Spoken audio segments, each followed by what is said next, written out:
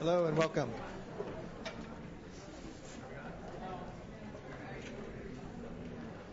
Now are we on?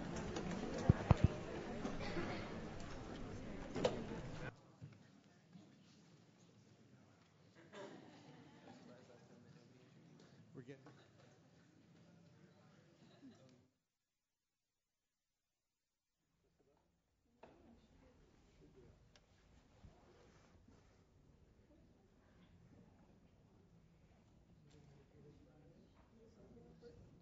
Now, are we coming through? This should be testing. There we go. All right. Just hold it close. Okay. Hello and welcome to the fourth in our Solutions Seminar Series. We're extremely pleased and honored to have Dr. David Orr with us as speaker today. I'm Bob Costanza. I'm director of the Institute for Sustainable Solutions here at Portland State.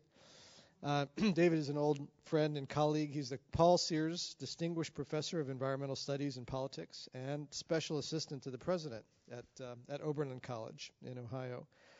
He's won all kinds of awards. He's done all kinds of great, amazing things. He's received the Millennium Leadership Award from Global Green, the Pioneers Award, and the National Wildlife Federation Leadership Award, and the Lyndhurst Prize, and many other things. He's written 7 books along the way and tons of papers. His, I guess, was it the first book was Earth in Mind? Was that the first book? No, that was the second book. One of the more popular ones. He also wrote one recently called Down to the Wire, and his upcoming book, the 7th one, is titled Hope is an Imperative, which will be coming out soon. But his really big claim to fame, though, I think, is that he's an associate editor of Solutions magazine, and was very important in helping us to launch that magazine. And he's been an avid contributor and supporter to everything we've done there. And I think he was the one who came up with the name, maybe even, as I recall. Or at least we went around on that several times. But the idea of focusing on solutions and what needs to be done, what has to be done in the coming years is something he's been very involved with. And today he's going to talk about that in the context of black swans and the U.S. future, the challenge of resilience. David. What's the name of the journal again? Am I live? I am, okay. Or dead. It's very nice to be here, Bob. Thanks for the introduction. I've been on the platform a couple of times with Bob in the last few months or whatever, and the journal Solutions keeps popping up. How many subscribers do we have here? Hey, we have a couple. How many future subscribers do we have here? We got every hand goes up. Come on, you guys. I'm going to give a talk in several parts. I want to talk first about black swan events, and the title, of course, is taken from Nassim Taleb's book of that title. And key to understanding, I think, what the future you all will face as students and some of us old guys will face increasingly in the next decade or two. I want to talk about how we deal with this. It's a period of time when, in the last 4 or 5 years, I've worked on climate issues more or less from several different vantage points. The book that Bob mentioned, Down to the Wire, was a meditation at about 35,000 feet on what it means for us to live in this era. And it's a tough era to get your head around. There's a lot of bad news out there, and the reason for the journal Solutions is to look at, okay, how do we turn this around and what can we begin to do and collectively. But the news is going to get probably worse before it gets better. I'll say a little bit more about that. But that book was a 35,000-foot meditation on what it means for us in this particular era. In 2007, a group of about 250 of us got together and organized what we call the President's Climate Action Plan. It was for the next U.S. president, be a Democrat or Republican, didn't matter. And we aimed at the first 100 days because we thought and we said to President Obama and all the other candidates that we met with that climate change and energy policy, if you're looking for solutions, this is the one leverage point that you really have. And it isn't just another issue on a long list of issues that after we do health care and urban policy and stuff, we'll finally get down here and do climate. No. Climate change and energy policy are the linchpin. Get those things right, you get lots of other things right. And you don't have much time. And if you follow the science on this, you know exactly what I mean. That was at about mid-level. And then the ground level, where I want to end with this, is having failed at the level to get national climate policy, and it looks like realistic estimates are that we won't get a bill probably until 2013, if then. But there's a lot of reasons why we're just stuck on climate issues. So rather than not do anything, what can we do? And in fact, there's a whole lot of activity that I think is going to take us fairly close to a solution. When you add up all the numbers, we've done a second version of the Climate Action Plan, looking at simply what's in the pipeline at state and federal levels, already committed by President Obama's executive orders, and state commitments already made, and private commitments. If you add up all that is underway, it gets us reasonably within hailing distance of a fair climate policy. But time is short, so let me begin with this. Black swans, let me go back to the cover slide for just a second. What Taleb describes is black swans, all swans are white until one's black. And it's not a predictable event. And so rather than kind of a Gaussian world, a bell-shaped curve where to understand the world, you got to understand most of what goes on. He says, no, we're going to be driven by tails. Some people in the literature call these fat tails and so forth, but they're low probability, high consequence events. And Taleb's point is that they're increasing in number and in severity, and now they're global. So you all and we all now live in a black swan world. So what's it look like? Well, this was the safest oil platform until it wasn't. This had the best safety record of any oil drilling platform in the world, I'm told. But then when it failed catastrophically. Black swan event. This was I-35 bridge in Minneapolis. Thought to be safe, had been inspected a month or so before it failed. Black swan event.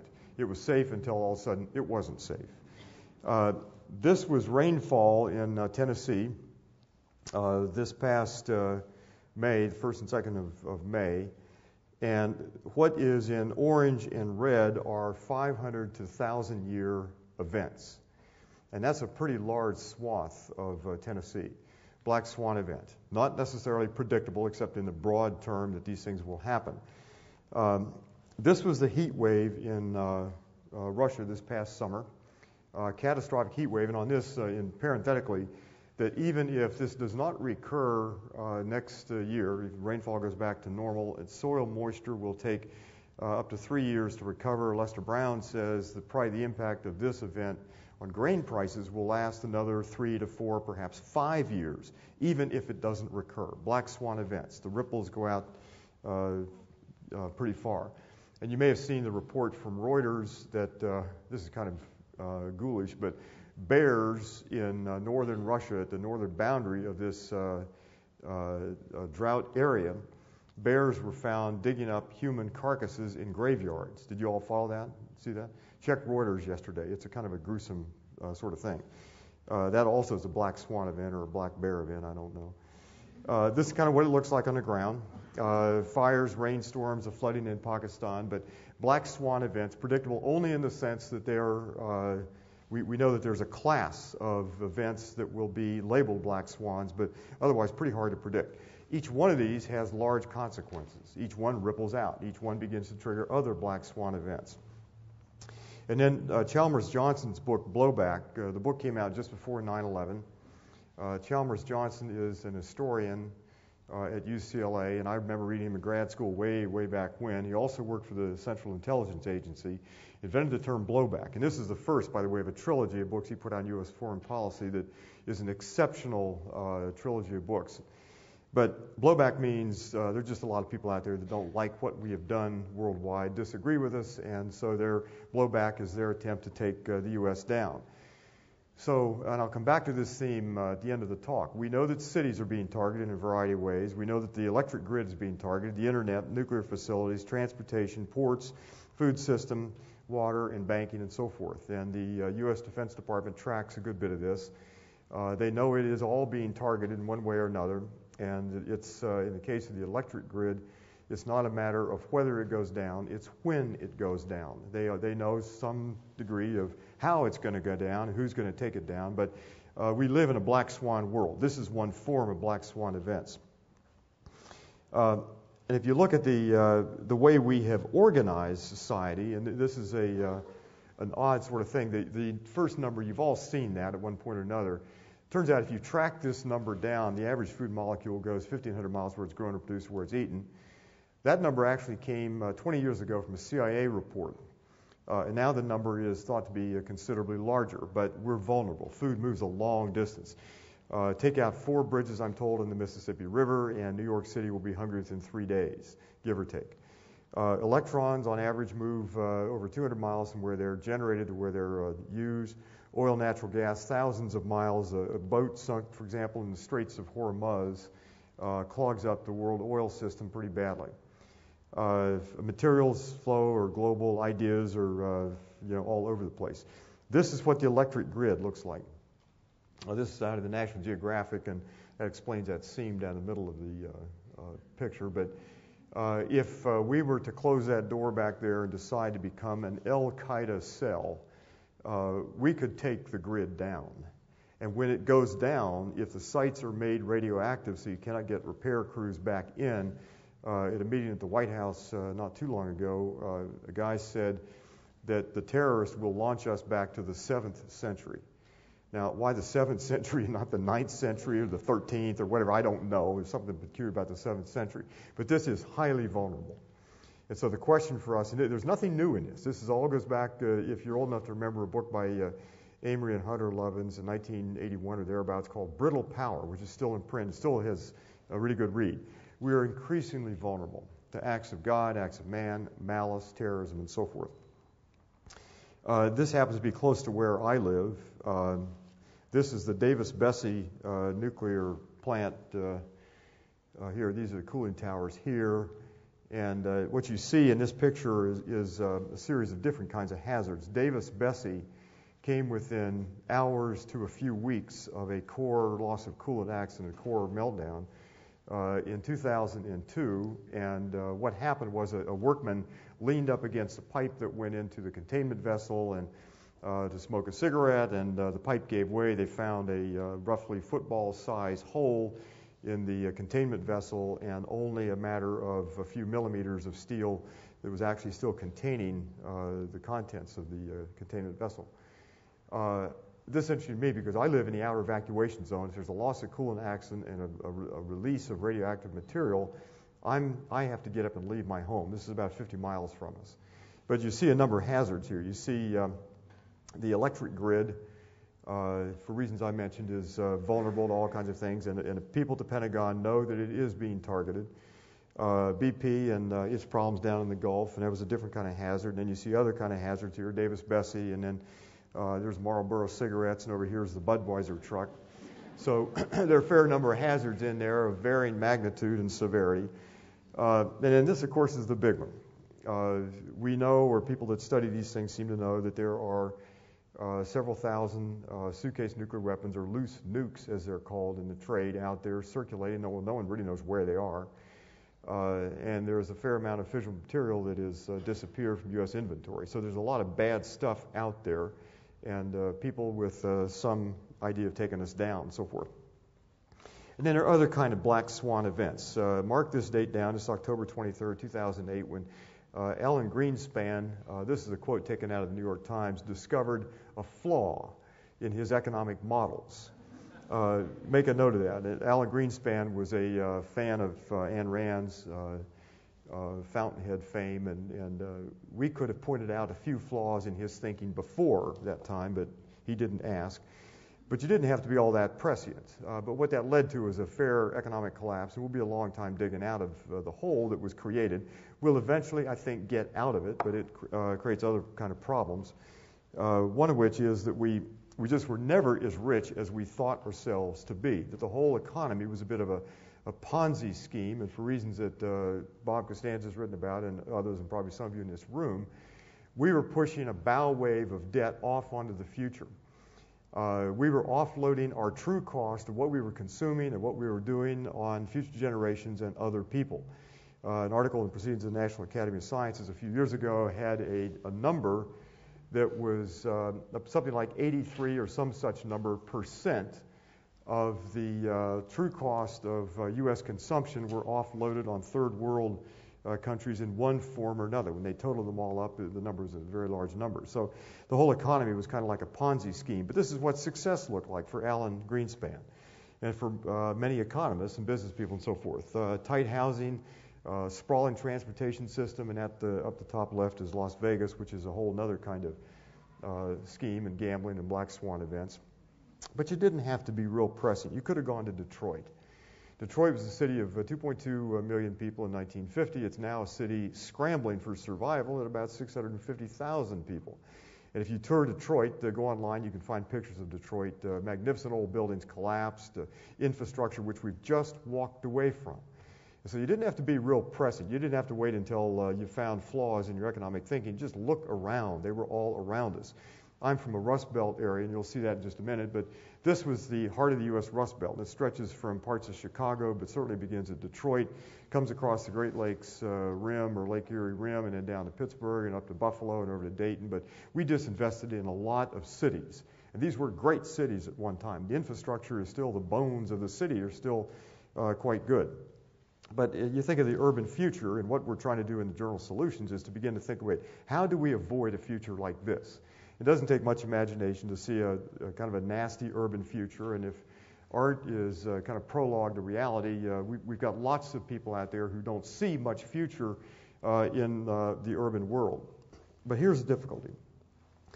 From this perspective in black swan events and what Alan Greenspan and lots of people missed, and all of us to some degree missed, the laws of economics are from, if you date them from Adam Smith and The Wealth of Nations in 1776, they're about 234 years old, but life on the planet began to evolve by a different set of rules 3.8 billion years ago.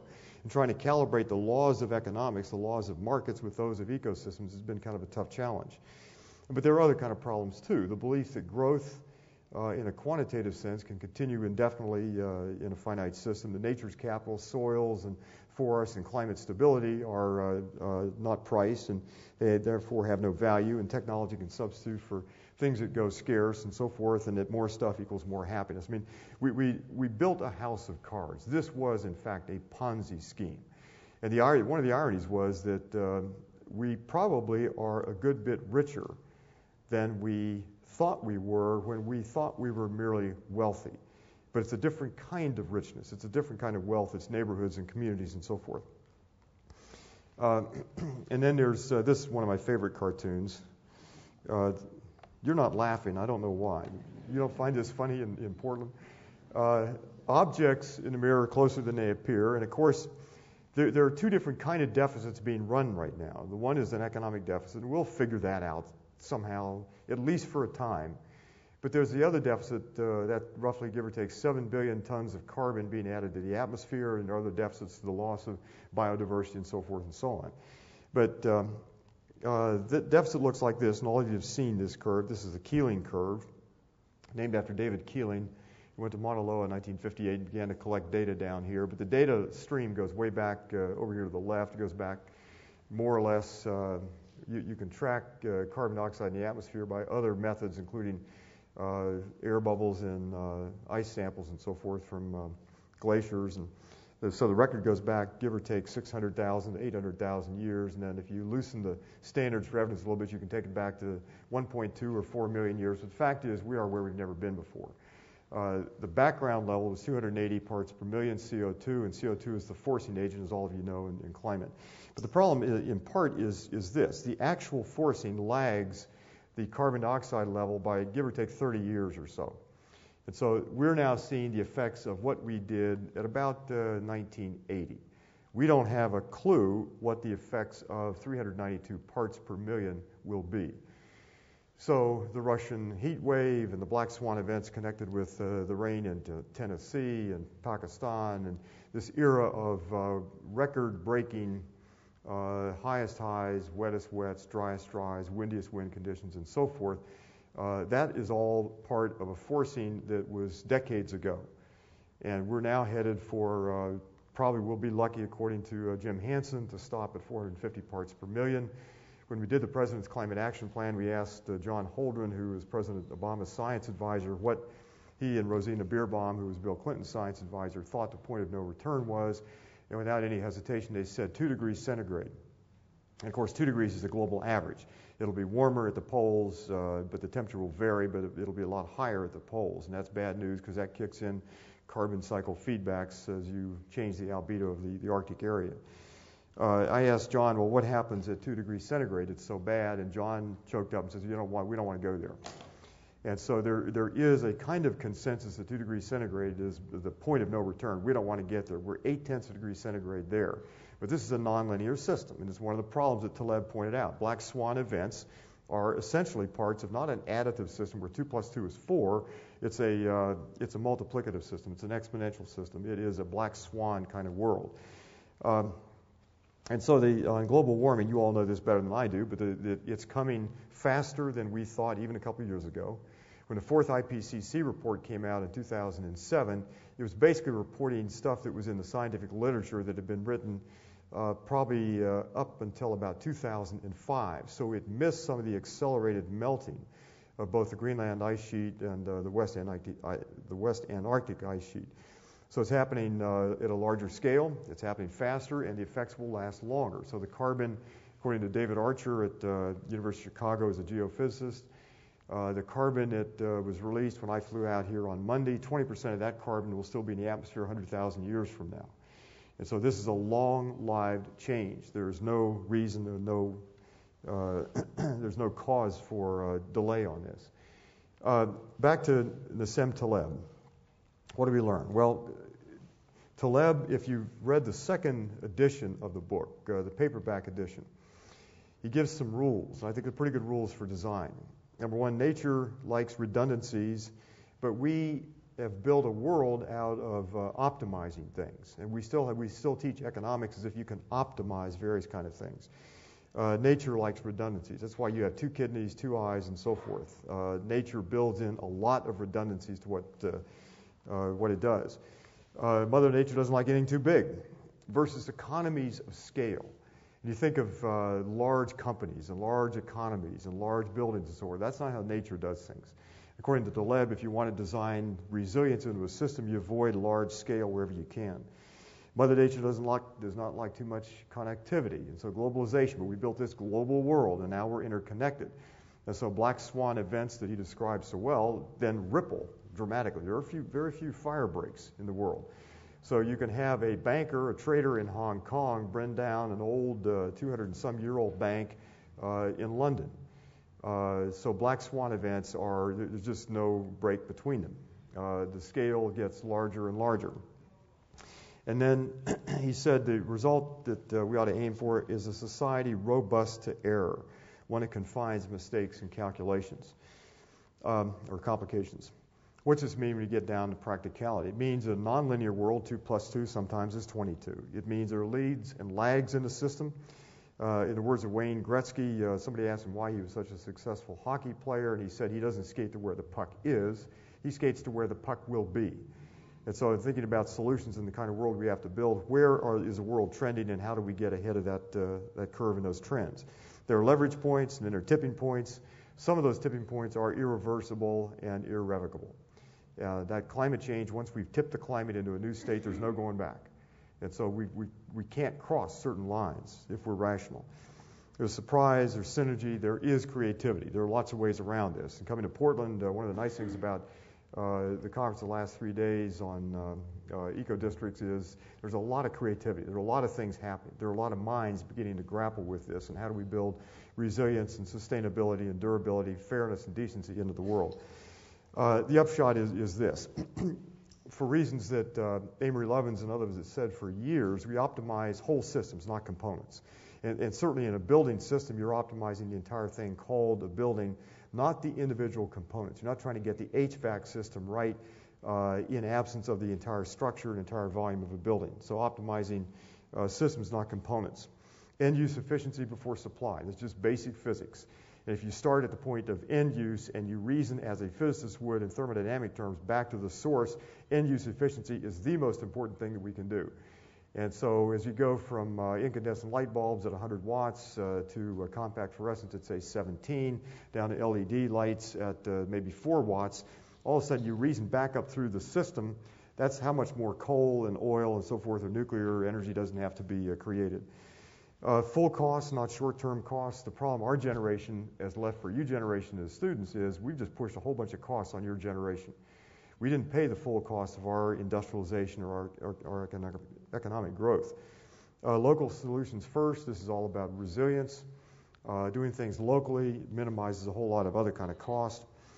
Conservation equals conservative. One of the odd things of our time is that people who have labeled themselves conservative, and this is just the logic of the situation, have often been the biggest opponents of conservation or efficiency or environmental protection.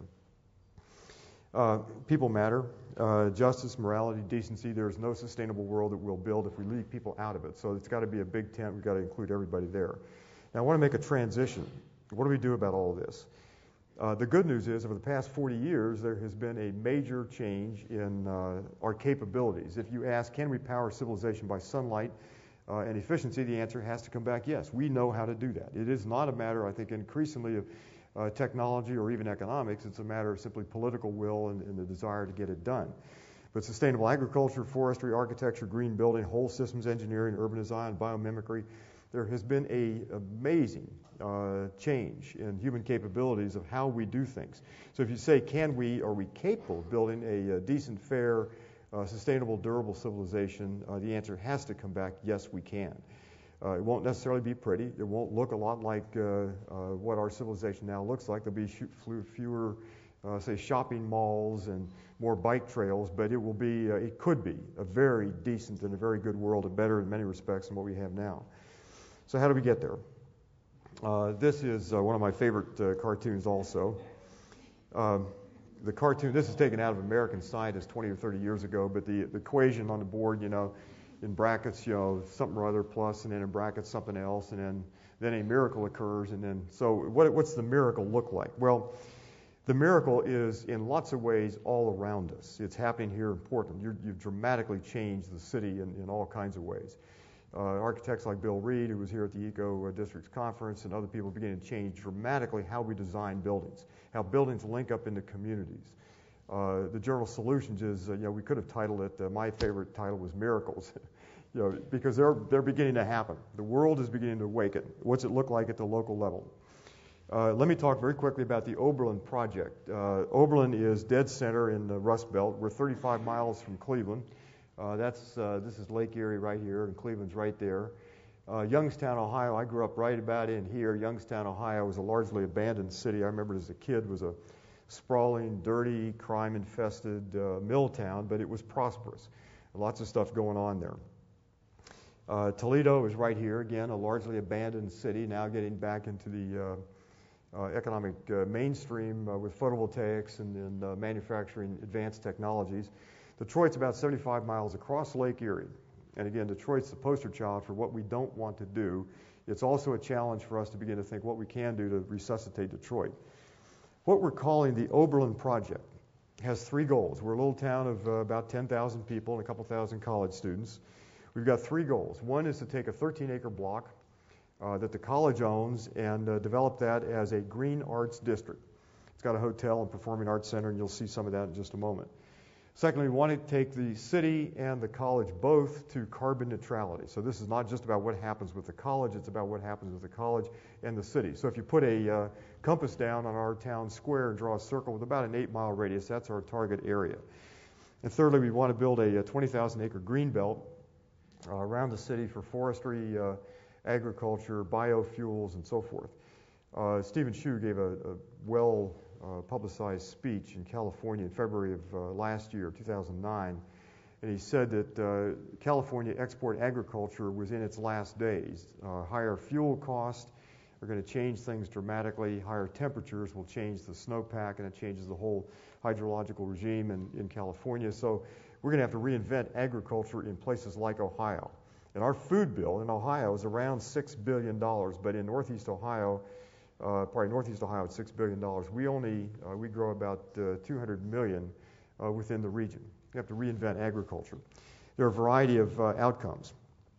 We want to build a model, certainly for us, of the first post-cheap fossil fuel era prosperity to show it can be done. We believe it can be, and we're taking large steps in that direction. Secondly, we want to do this the way we did the Adam Joseph Lewis Center 12 or 15 years ago.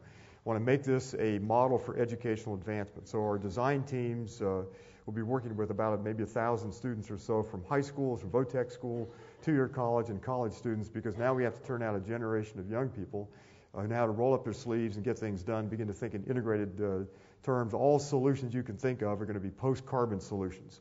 Every solution you can think of is going to be an integrated solution, drawing on lots of different variables from lots of different fields.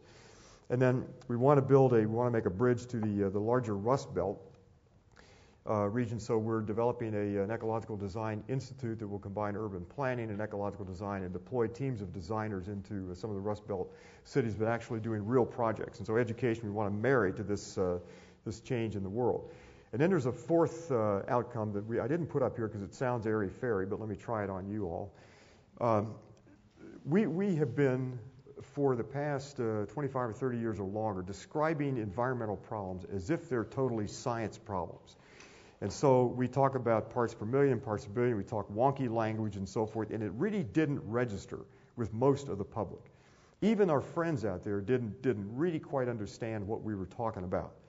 And the science part is necessary, but it only moves one side of us. And so what we'd like to do is to combine science with arts. And so the driver in this downtown economy is called the Green Arts District. And you'll see some of this. It's got a very famous art museum, one of the top 3 or 4 art museums on a U.S. college campus. It has a performing arts center. There'll be a black box theater, be a wine bar and jazz club. And so there are going to be music, performing arts, plastic arts, written arts, all in this block. And what we want to do with this is to bring together the science community. Oberlin typically turns out, this is going to sound like an advertisement, so maybe it is, but we typically turn out more young people that go on for PhDs in the sciences than any other small college in the country. And that's year after year. That's been a long-established pattern. We have a great conservatory of music, one of the top 3 in the U.S. and probably in the world. And so there's music and the arts and sciences are all there. Great drama program, great art program, and so forth. The question is, can we begin to combine these together? A really powerful message about human survival. Can we enlist the arts in that larger conversation about human survival, under what terms, and how do we actually move people? So there's a different side of the human mind that we want to get to. Now, one of the great things about PowerPoint is you can put a lot more words on the screen than people can read. I want to give you 5 seconds to look at that. This just goes to show we've got a series of goals. There are different drivers, and you'll see some of the politics of this, and there are different kind of agents involved in this. But this has been thinking out, how do we do sustainability? And in every way, sustainability or regenerative design or whatever word you want to use is about how do we integrate things across different boundaries. This means a lot of different conversations with people that who have a different professional language or different perspective and so forth.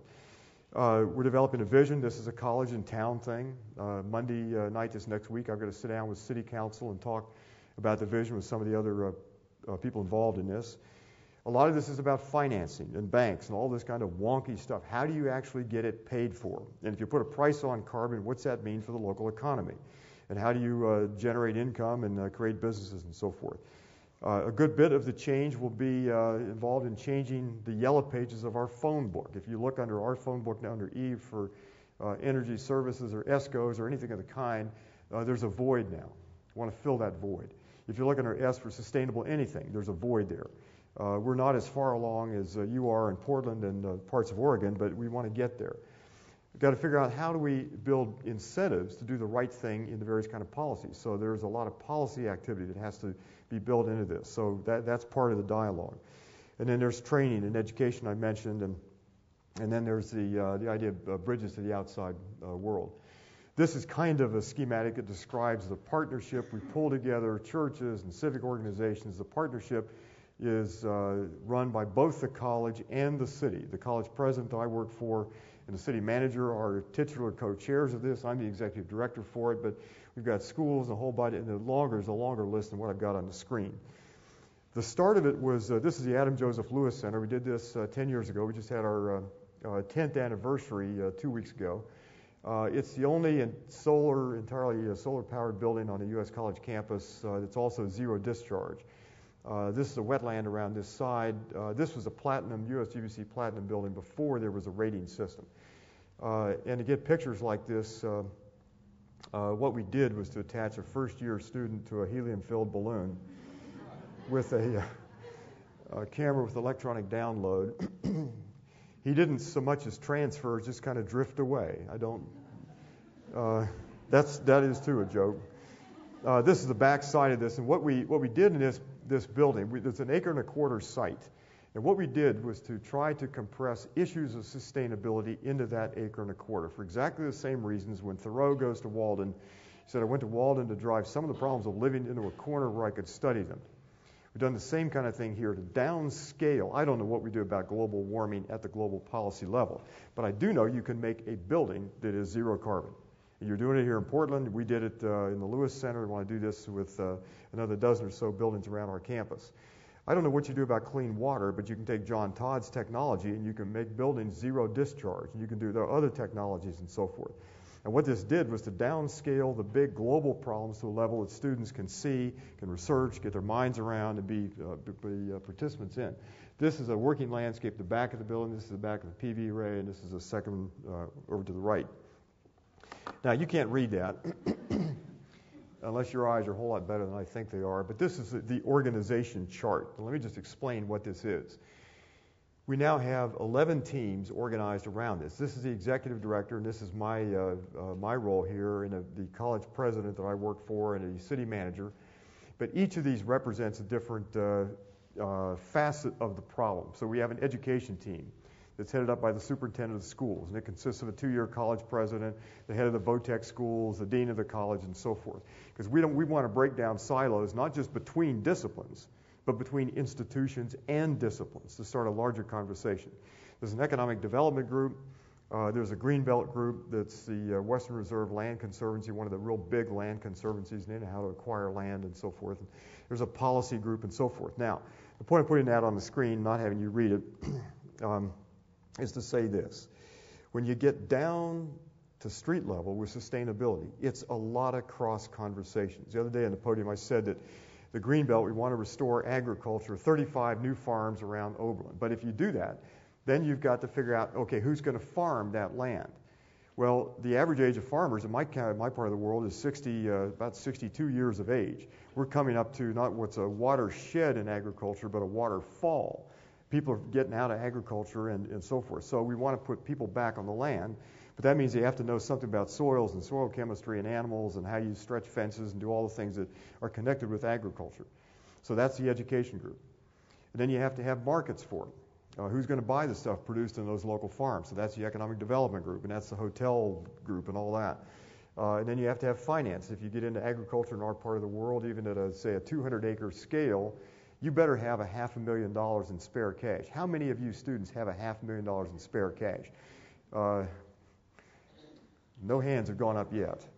But you better have some money. But that's the economic development in the banking group. You see what I'm saying?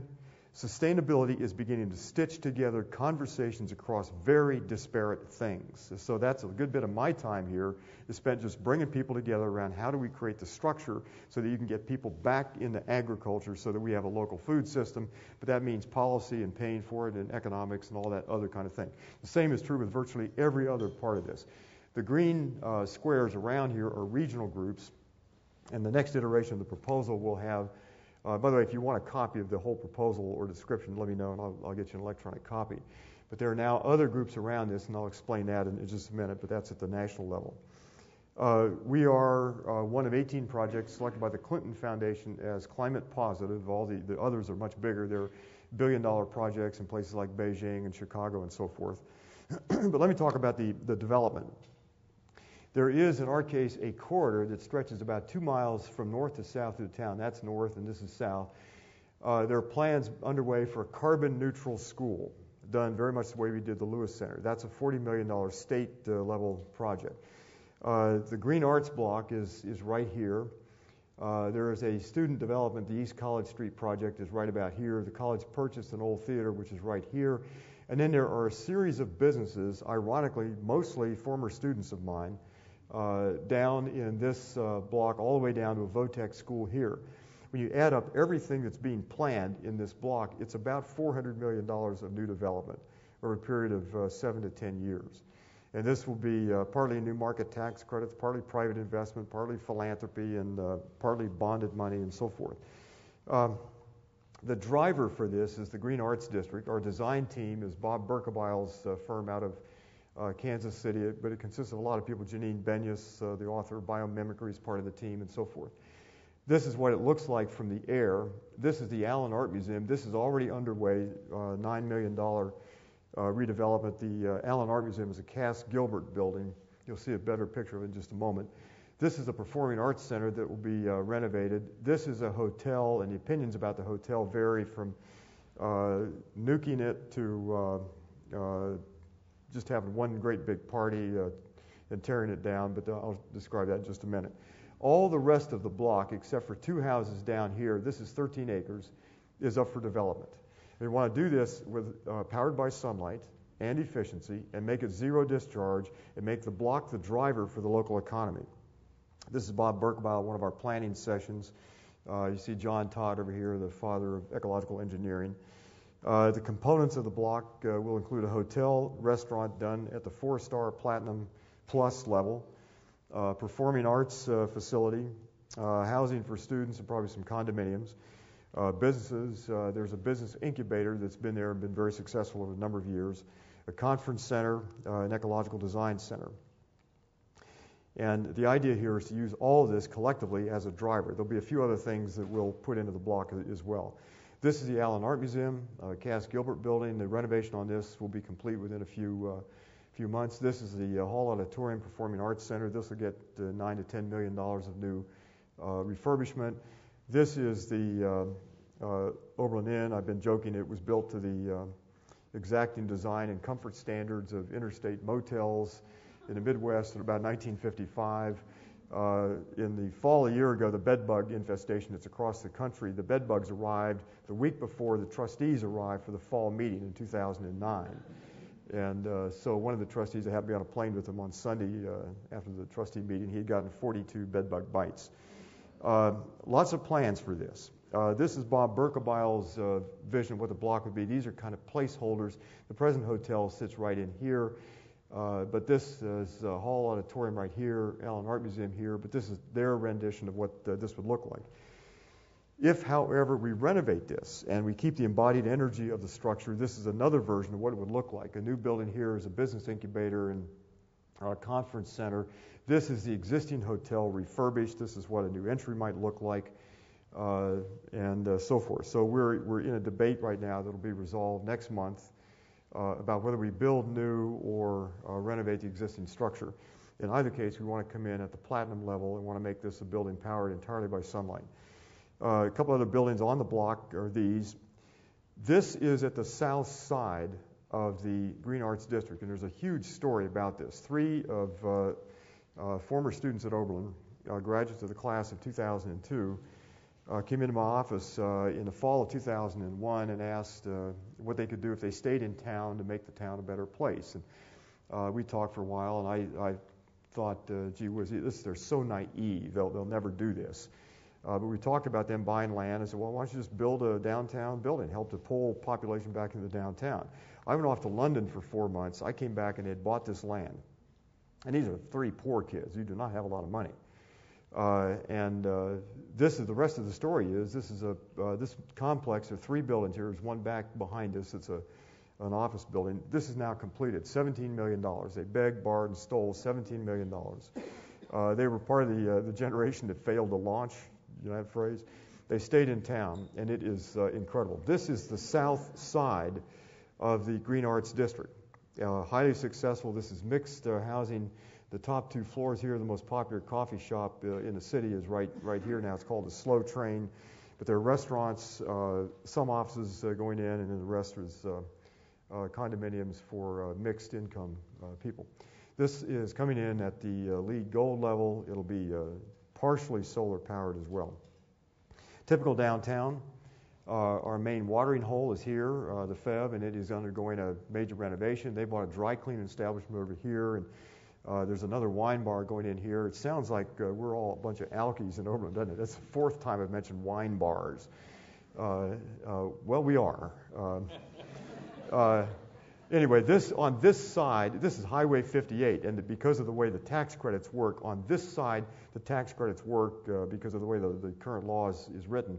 So the library down the street here will get probably $50,000 of renovation and solar systems, along with 2 buildings that were immediately to my left here.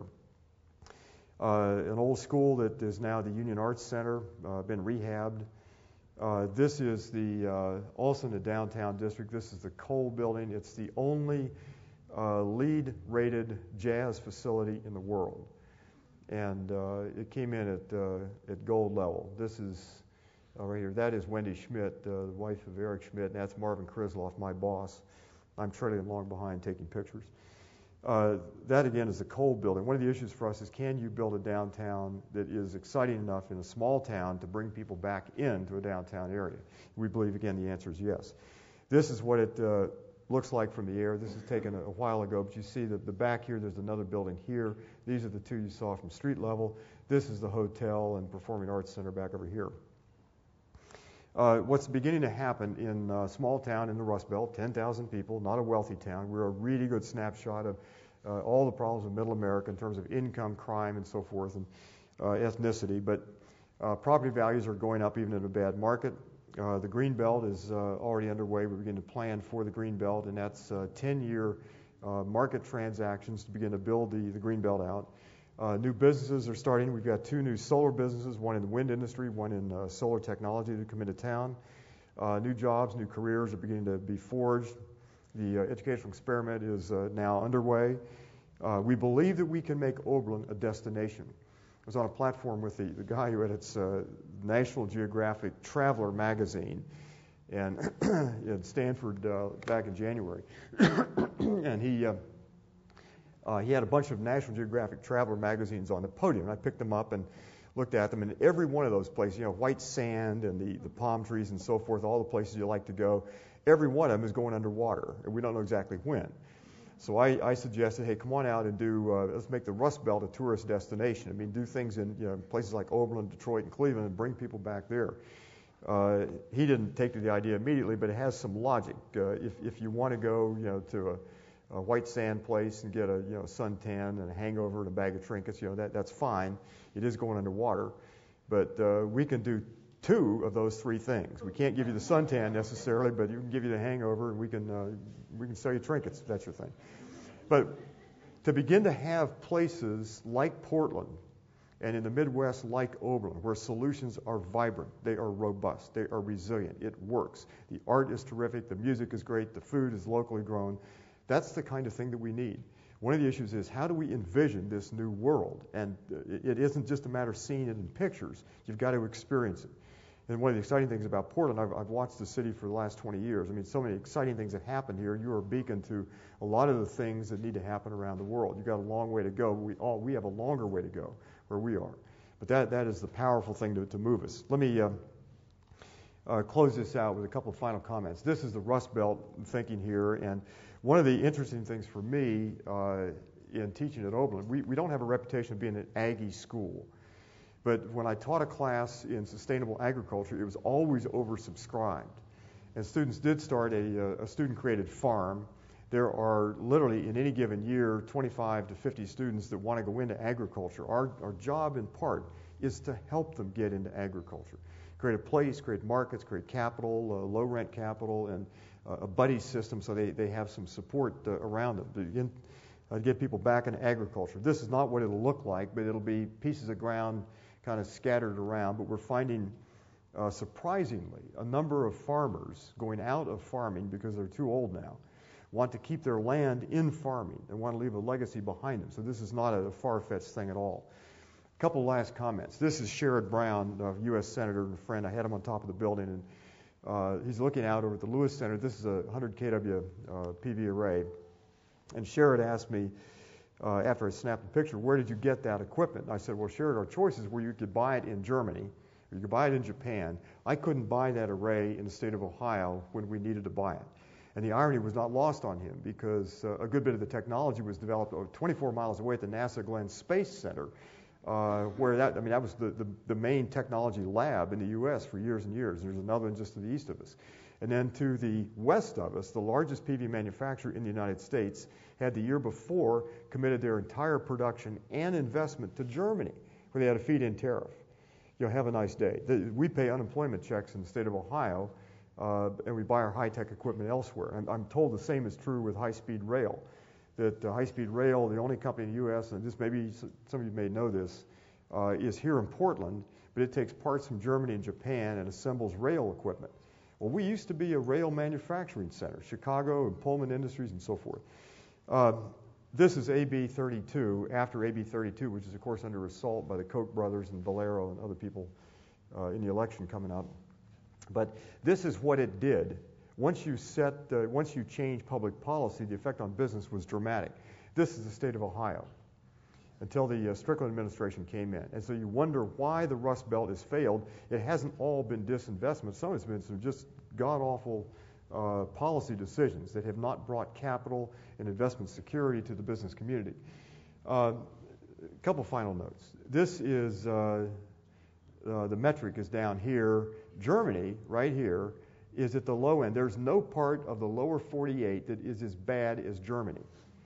And yet, for solar advancement, we're all pretty good. And when we did the Lewis Center, it's entirely solar powered. We generate a surplus of electricity, and we're in cloudy Ohio. We get 4 sunny days a year. You only get 5 here, I'm told. This is California, which we think to be the solar paradise, but look at California compared to Germany. You see how far we have to go? We've got a long way to go. We are getting our butts kicked by Germany, and Japan, and India, and China, because we're lagging behind. So there's reason for anger in this country. The Tea Party has just got it wrong. They're mad at all the wrong things. This is what we ought to be mad about. Bob said don't get political, so I'm not going to get political. Now, let me close out the Oberlin project with 3 last slides. What is it? What does solutions look like? Well, to students who come into the town, it's a small town, 10,000 people, but it's becoming a cool downtown. There's nightlife there. We don't roll up the streets at 11 o'clock at night. At least maybe next year we won't. For faculty, there are better facilities. For business people, there's more business, more dollars generated in the local economy. For Sherrod Brown in the U.S. Senate, it's economic renewal right in the heart of the Rust Belt. We can do these things. We have the know-how. We have the design skills. What we need is the direction and the leadership. For people that are concerned about climate action, and I hope that's everybody across the country, we're not there yet, but it's a model of how you get to carbon neutrality and keep a robust or build a robust, resilient economy. It's an educational laboratory for me, and that's, for me, one of the most important things. It's an ecological design center. And then in a conversation that started last February, I happened to be sitting beside a guy at a meeting in Washington. And, Bob, how am I doing on time? Is this okay? My seatmate to my right was Colonel Mickleby, a Marine Corps pilot who had been assigned to the chairman of the Joint Chiefs of Staff's office. And he looked at the project description. He said, "Oh, it's all about national security." And it was funny because I did my PhD work in national security affairs, and I hadn't thought of it this way. But this goes back to the black swan events. We live in a black swan world. And if we're going to build a secure world in the United States and hopefully elsewhere, we've got to begin to think like this. And so like taking light refracted through a prism, the Oberlin project is lots of different things. It depends on which band of light you're looking at. For students, it's one thing. For Sherrod Brown, it's another. But for Colonel Mickleby, it was all about security. And so the upshot, one of the things that we're now doing is put together a network of national security, sustainability sites, cities, and projects that will take the Oberlin project or the Oberlin model and apply that elsewhere. But we're looking for models, some of which you've got some great models here, to be part of a network, one in every congressional district in the country. And we want to do this in 10 years. But projects where the parts begin to reinforce the integrity, durability, resilience, prosperity of the whole thing. Integrated sustainability. So we're not interested in one-off things. We're not interested in just doing agriculture or green building. It's bringing all these parts together, and that's the direction, I think, of sustainability. What's life look like in a greenhouse world? Well, we've committed to some changes we're not going to like. That's simply the hard fact. If I were to say anything else, it just simply would not be true. But does that mean the ball game's up? I don't think so. I think there is time, if we move with alacrity, if we move with decisiveness, if we take advantage of the technological know-how and the brain power and the good-heartedness of people around this country and around the world, we can build a good world. It's going to have fewer cars, probably, more bikes, more bike trails, probably fewer shopping malls, I mentioned, a lot more local food, a lot more baseball, local poetry leagues. I mean, you fill in the blanks. There's a better world to be built. And then I'm going to close with this. One of my great heroes in life was Tom Berry. And Tom Berry, before he died at age of 92 or 93, some such, wrote a book called The Great Work. And no generation ever asked for its great work. I mean, no generation, whether it was the Civil War, the guys from farms in Ohio and Indiana that went to war to stop slavery and gave up their lives at Shiloh and Gettysburg and Wilderness and places that they never knew of before. That was their great work, to end the scourge of slavery. And they rose to the occasion, they did it. It wasn't perfect. The effects of slavery and racism still linger. The generation now passing from the scene, Tom Brokaw calls the greatest generation. They didn't want to go fight in places, the islands in the Pacific or in Europe, but they did their work. They brought closure to the Great Depression. They stopped fascism. They contained communism. And we're all the beneficiaries of that generation. That was our parents' generation and aunts and uncles and so forth way back when. The great work of our generation is really quite straightforward. First of all, we've got to stabilize, then reduce heat-trapping gases, and we don't have much time. Read the science. Pay attention to what Jim Hanson's been saying and Wally Brecker and lots of other people in the science world. We do not have time. If the Earth was a patient brought into the emergency room, you'd first stabilize the vital signs. That means getting the carbon cycle back in balance, getting down closer to 350 parts per million and eventually back to 300. Flip that coin over, we've got to make a rapid transition to renewables and efficiency, and the good news is here, we know how to do this. This is no longer a mystery. When McKinsey puts out its reports on energy efficiency every so often, they come up with numbers like we could save 40% of the energy at no net cost.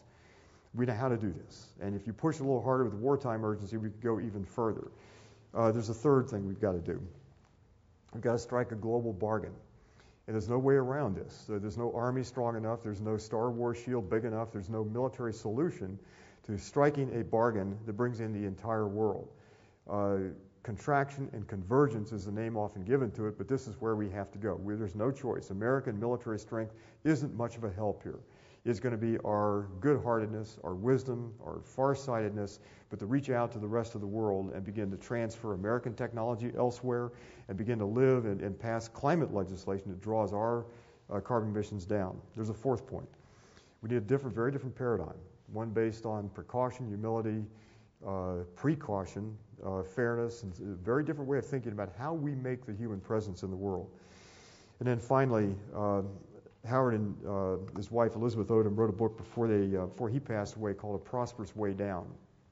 And I don't like the word down, but we now know that stuff didn't make us happy. We've come through this experiment. You all seen the numbers that happiness in the United States peaked at, 1957?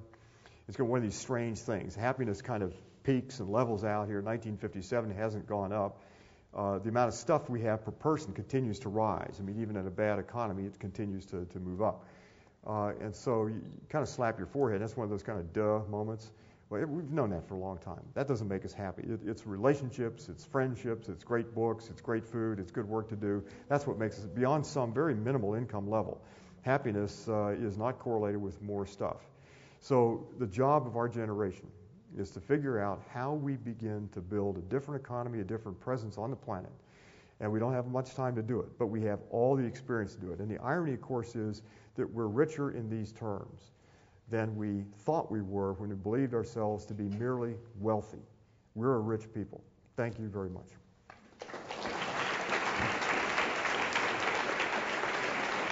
We have time for Q&A.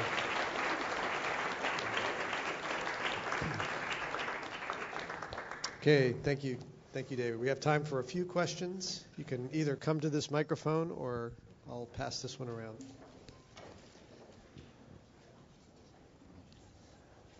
Yeah.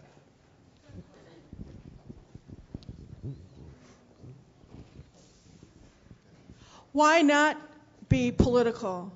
And isn't that the driving factor? I mean, look what happened in Ohio with that solar plant. They moved to Germany because of political decisions.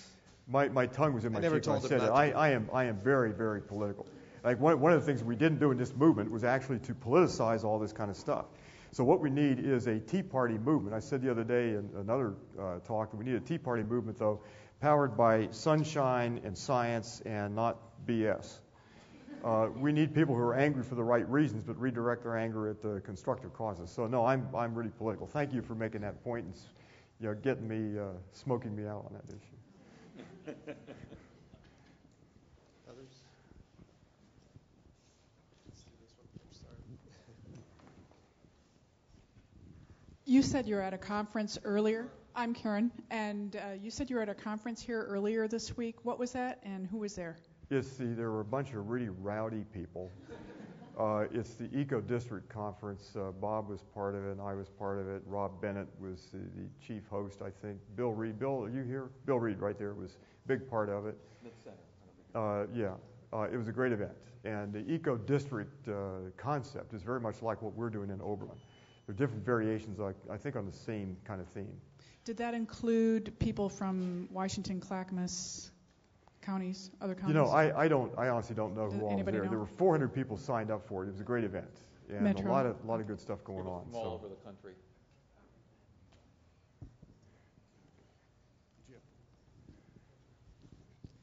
Hi there. I'm Anthony, and I really liked the idea of maybe being hangry for the right reasons, or having energy that you could productively turn into the things that you want to see. I love the work that's being done in Oberlin and around that area, and I know that right now, actually, PSU, the Institute for Sustainable Solutions, is starting to. There's a survey available online, which basically asks, what would the ideal Portland area or the ideal institution look like?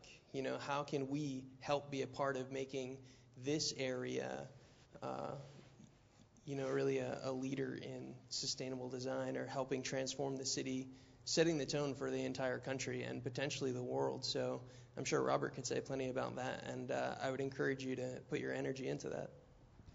Thanks for that advertisement. Yes, well, we are having an event also on November 6th at Hoffman Hall from 9 to 2 p.m. And so you're all invited to come to that and talk about how the sustainable university and community of the future should look. I have an answer for one of your questions. Actually, my mother has the answer. And it's the concept of getting that farming community around your college. So the farmers are old, and not all of their children want to farm, but there is a generation of young farmers now. And so it's getting those people to possibly get land contracts with the older farmers and to actually set up a relationship where the old farmers still live on their land and are allowed to live there until their death, if that's what they choose, while they train the young farmers and give them the knowledge about that specific land and then transfer the land over to them. Great. Are you looking for a job, by the way? We need somebody to direct us. Give me your resume. Stay later. Thanks for that. Way over there. We'll take a break while Bob walks around here. Do you have one from online? Okay. Go ahead. No. Here. So this is being broadcasted online, and people are asking questions from online. One of them is, from an architectural standpoint, how can begin to envision for the future of cities a new world applying these concepts? Wait, I haven't read it. How can we begin to envision the cities of the future in a new world? That's the one you picked? We have until 9 o'clock tonight, right? My plane doesn't leave till 11:30, so I've got time. Well, I think we're now, sometime in the last year or so, we crossed the point where there are more people living in urban areas than in rural areas. And so the question, as all of us know, is a critically important question. And some of the answers are right here. I mean, Portland has done a lot of great things. When Tom McCall and others created the green belt around Portland, trying to deflect investment back into the city. I mean, it would have been a good thing to do with virtually every major city, Cleveland not accepted, Cleveland in particular. Cleveland hasn't shrunk in terms of size and population. It hollowed out. People simply moved out to Medina County and Lorain County. So what do those cities look like? Well, they've got to be powered by sunshine. They need to have major transportation overhaul in this country. You can't get around in a car, and we've got to build light rail systems. And I think the key to that is light rail in urban areas. I've got pictures of Oberlin. I didn't have this slide set. But this little town in 1930 was a town of about 5,000. And the pictures I've got are light rail cars. You could get on a light rail system in 1930 and get anywhere across the country. Every city of over 5,000 had light rail. And we made that equipment here. That was American jobs, American steel, American ingenuity, but it was American transportation background. And we diverted. And of course, that system, you all know the reason for getting political is that the light rail system wasn't it put out of business not because we decided it was going to go out of business or there was something better to do. It was put out of business by Firestone and General Motors and a bunch of other bus, car, and tire manufacturing companies and oil companies that decided they want to put that out of business to drive the competition into extinction so they could sell cars, buses, and oil and tires and so forth. I mean, you got the picture.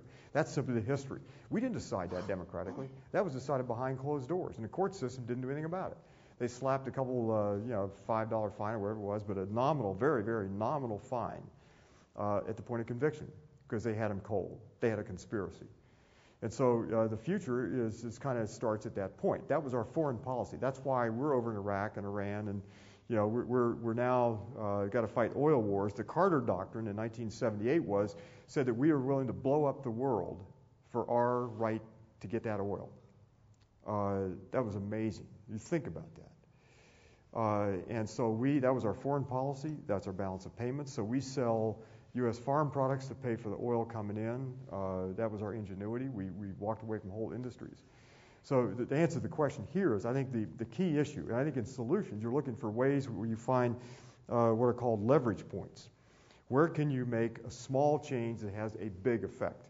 And I can't think of any bigger effect than to get transportation. And it means location-efficient mortgages, public policy changes, but it means hardware, software changes, but rebuild a rail network around the country. And one of the things we did recommend to the president just before the inauguration as part of the president's climate action plan was since the country is going to own General Motors, tell General Motors, you're now a rail company. If you want to make Chevys, okay, you make one car, but you're now in a rail business. And we'll give you 5 years to do it. But you figure out how you can get manufacturing of cars shifted over to trains, both high-speed, heavy equipment, light rail equipment. Oh, by the way, all your investment within the next 10 years, while we own you, has got to be within the city of Detroit. Revive a city and get us back on track again. And I can't think of anything that would have moved the country further and faster. And the right wing would have yelled bloody murder, but they yelled bloody murder anyway. Let them rant. But you get the point. I mean, for me, if I was saying how do you get cities rebuilt, I would start with transportation first and foremost. I understand that these issues are inherently political, but I worry very much about making them polarized. And when you talked about the Green Arts District and a lot of things that we're doing here in Portland, I think the real the place to take it is one that's approachable. And so I was wondering what you think about how to make these ideas more approachable in environments that are sort of anti-intellectual in a lot of ways and reject the word climate change and hate Al Gore. And there's just a lot of, polarization. Well, your question is a really good question. When we did the President's Climate Action Plan, we hired a Republican PR firm and a Democratic PR firm to help us message this.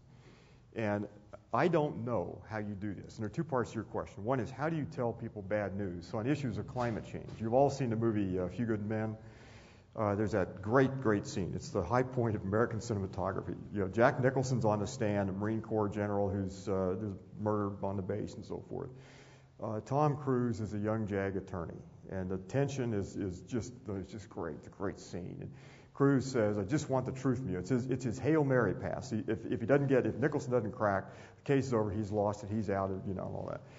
And Nicholson cracks, or the character he portrays cracks, and he says, "You can't handle the truth." Remember that scene? Yeah. All right, lousy imitation, but that's the best I can do. But there's a viewpoint there, and it's a serious viewpoint. T.S. Eliot put it that humankind can't bear much reality. So we soft pedal things. Don't talk about climate change. Don't ask people to come up to understand the science. Give them what they can handle. Give them what's comfortable for them. And there is a viewpoint for that. On the other hand, when Abraham Lincoln came to the point of slavery, go back and read three speeches by Abraham Lincoln, the House Divided speech in 1858. Lincoln didn't soft pedal slavery. His view was if slavery is not wrong, nothing is wrong. He labeled it a moral issue, exactly like George Lakoff has been telling us. You've got to make this a moral issue. Franklin Roosevelt didn't say, "Hey, after Pearl Harbor, this is a great time to rebuild the shipping industry in San Diego. It's terrific. All these boats are sunken." No, he said our butts in a ringer, and we're going to have to scramble. We're going to have to fight. Churchill, the same thing. About the year before, Churchill, bombs falling on London. Churchill doesn't go to the British people and say, "Hey, this is a great time for urban renewal. We can finally build the city that Chris Wren wanted us to build after the Great London Fire and all that." No, I have a thing to offer you but blood, toil, tears, and sweat. Now, there's an issue. How do you tell people that we are effectively evicting ourselves from the only paradise humans have ever known? And geologists call that the Holocene. That's what we're doing. We're making a world tons of emission by tons of emission. We're making a world that we are not going to like and that will be inhospitable to human life. And we don't know where the tipping point is. Now, the question is what we've recommended to Obama. There are 250 people in this part of this conversation. Finally recommended to Obama that he give a speech, the climate equivalent speech of Roosevelt's Day of Infamy speech. And we had Republican and Democratic speechwriters write the document. It wasn't given. But imagine this. Guy of magisterial speaking ability, taking a page out of Ross Perot. Some of you don't remember Ross Perot, but the ears, my fellow Americans, flip chart back here. Do it with PowerPoint. Do the first PowerPoint presidential speech, and show people the Keeling curve and tell them why this is important. And there are going to be deniers out there, but we missed the boat on this. Deniers. I had a guy in Boston once, a kind of potbelly guy, get up, and he was a Rush Limbaugh believer and so forth. And I kind of cracked on this. I said, "Well, when you feel the chest pains are coming on, be sure to call 1-800-RUSH." And the view of science, if it's my body that's on the line, I want to see the degrees around the walls. Harvard Medical School. I want to see somebody who knows how this system called my body works. But if it's merely the planet, then we're willing to take science from Glenn Beck and Rush Limbaugh. Give me a break. And let's assume that the science is half wrong. Let's assume that the IPC, that 99% convergence, and Naomi Oreskes' book, Merchants of Denial, is worth reading on this point. Let's assume, just take a wild gander, maybe they're half wrong.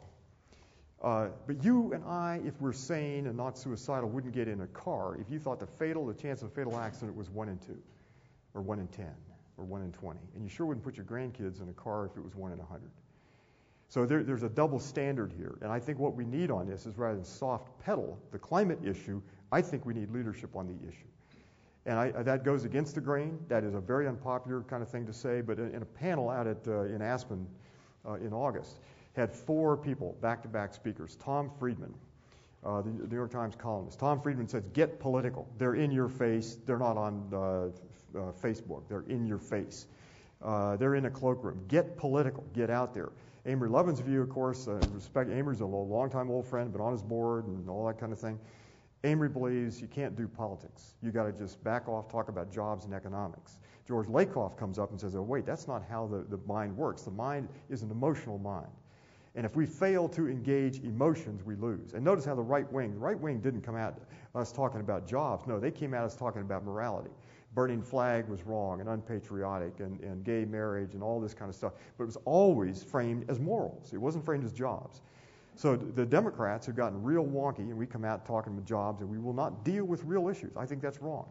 And then Larry Schweiger at the National Wildlife Federation got up, and Larry's very emotional about it. He said it ought to be both moral and emotional.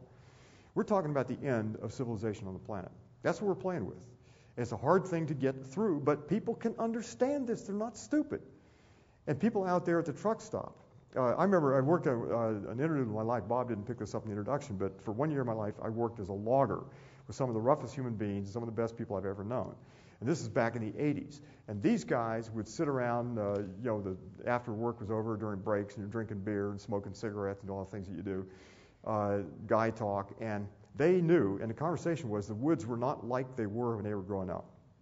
They knew about climate change, but they didn't like the way it was being presented to them. These people are not stupid. And so by soft peddling things, we actually hold them in contempt, that they're too damn dumb to understand things. I don't believe that. I think what we need is leadership. And the other thing, since I didn't take my Ritalin today, so I'm worked up. the other thing is, well, I've forgotten what the other thing was. You all started laughing and interrupting. But I think there's an issue here of how do you tell hard truths. And I don't know. Mark Twain said, tell the truth. It'll confound your enemies and amaze your friends. But the truth of the matter, I think, needs to be made public. Oh, I know what I was going to say. Part of the issue, her thing about politics, we lost control of the airwaves. Hey, those public airwaves, those are yours and mine. That's the public commons. It doesn't belong to Fox News. And when they signed on to get those airwaves, they signed on to what was called the doctrine of fair and balanced, which they then throw back at us with total mockery. They're anything but fair and balanced. They're the driver for the Republican Party. I'm way into politics now, but that's simply, you all know the truth about it. Fox News is an oxymoron. And so anyway, how did that happen? How did we lose the airwaves? Why is it that Rupert Murdoch can put Glenn Beck on television? I mean, what happened there? Why don't we get fair and balanced? Now, if you want Glenn Beck, that's fine, but let's put Rachel Maddow beside her. And let's have fair and balanced. That is the 1948 law. It has never been taken off the books. That is the law. It is not enforced. And so that is political, and I'll say Bob wants me to stop. Bob's giving me one more question, I think, or comment. This has been actually very exciting, and I really like the fact that Oberlin has become a catalyst in your community, and Portland State really is trying to follow that model as well as a real catalyst. And I just wanted, my name is Jeff Hammerland. I'm president of a consulting firm here at Northwest Energy and Environmental Strategies, but I also teach part-time here at Portland State University.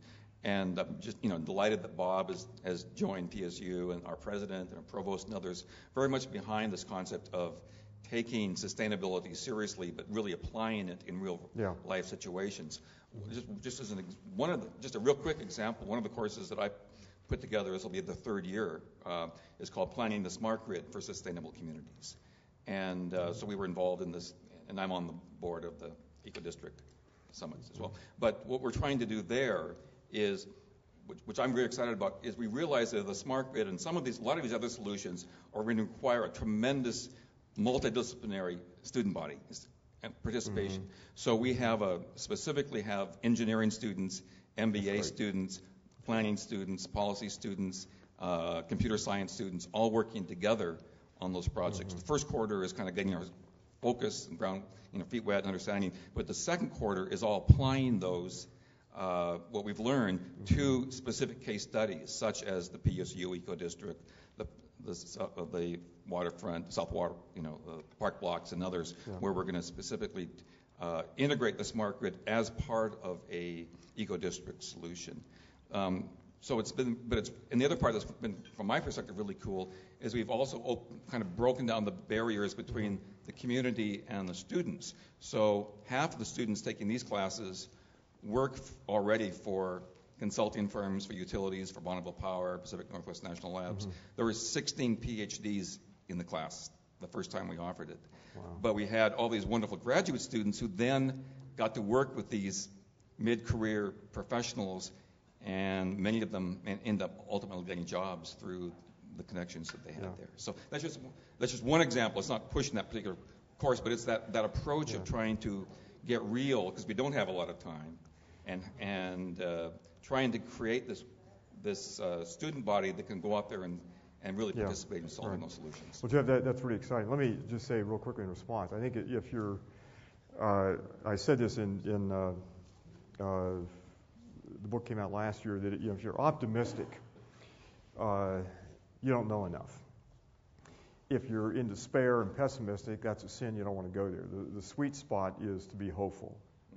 And I define hope as a verb with its sleeves rolled up.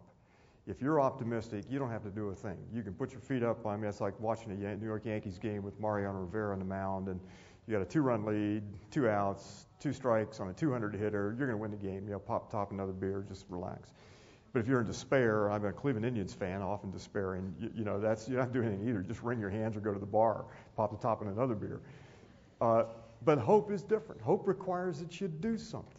If you're hopeful, you can't be passively hopeful. It's a verb with its sleeves rolled up. And one of the great things that's going on here, partly because Bob and you and so many good people here, is that you're doing stuff. Portland is a beacon. I mean, you all are famous. We're losing most all of our Oberlin graduates come out here.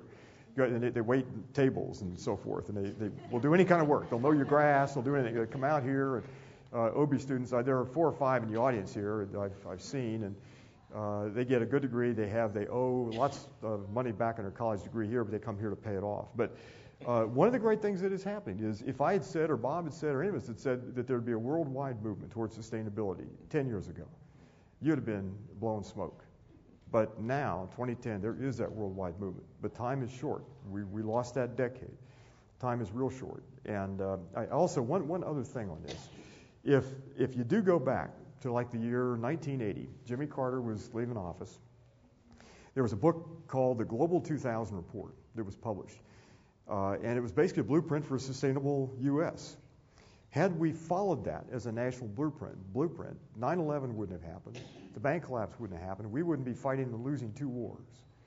There would have been a different world created. History does matter. We lost an opportunity to move the country in a different direction. But we bought snake oil that's morning in America again. And they ripped the solar collectors off the White House, and we're off and running. We're paying for that. And you all will pay for that. But we lost an opportunity. We were moving. And it wasn't Republicans versus Democrats. It was both.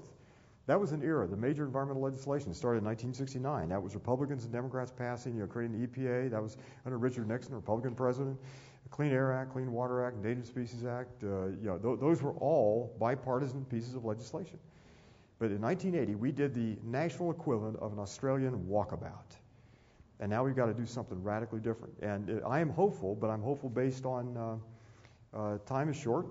But there's a lot of creativity and a lot of energy, and everywhere you go in this country and around the world, you see it. But it's at the grassroots level. We're log jammed up here, but we've got to create the grassroots. Our idea of the national security network, one in every district, every congressional district in the country, is to begin to change the politics at the grassroots level. So when representatives come back to their home districts, all of a sudden there's a different dialogue. You got to answer for resource flows and prosperity and resilience and sustainability, and it's just a different dialogue. Hey, thank you all very much. Thank you.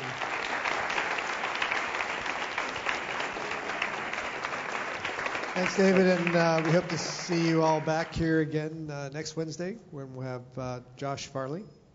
And thanks again.